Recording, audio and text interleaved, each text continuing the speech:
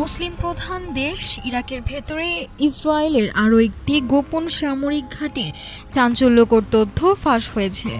মার্কিন সংবাদ মাধ্যম দ্য নিউ ইয়র্ক টাইমস জানিয়েছে, ইরাকের পশ্চিমাঞ্চলীয় মরুভূমিতে অবস্থিত এই ঘাঁটির অস্তিত্ব গোপন রাখতে একজন সাধারণ রাখাল এবং একজন ইরাকি সেনা সদস্যকে নির্মমভাবে হত্যা করেছে ইসরায়েলি বাহিনী। ওয়াশিংটন এই ঘাঁটির বিষয়ে জানলেও বাগদাদ কিছু জানায়নি।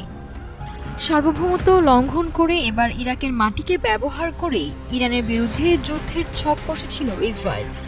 মার্কিন প্রভাবশালী গণমাধ্যম দ্য নিউ ইয়র্ক টাইমসের এক বিস্ফোরক প্রতিবেদনে বলা হয়েছে, ইরাকের আল নুখাইব শহরের কাছের এক মরুভূমিতে দ্বিতীয় একটি গোপন সামরিক ঘাঁটি পরিচালনা করছিল তেল আবিব।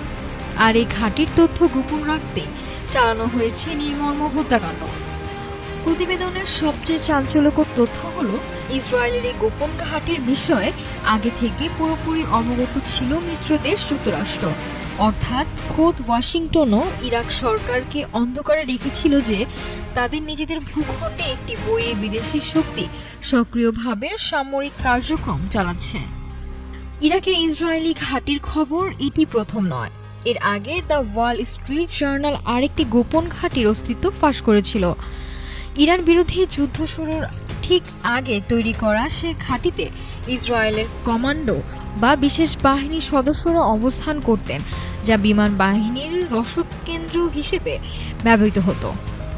তবে মধ্যপ্রাচ্যের এই উত্তাল সময়ে ইরাকের ভেতরে ইসরায়েলি সামরিক বাহিনীর এমন গোপন তৎপরতা এবং বেসামরিক নাগরিক হত্যার ঘটনা বাগদাদ ও ওয়াশিংটনের সম্পর্কে বড় ধরনের ফাটল ধরাতে পারে বলে মনে করছেন আন্তর্জাতিক বিশ্লেষকরা। নাফিসা সামিয়া, ঢাকা টুডে।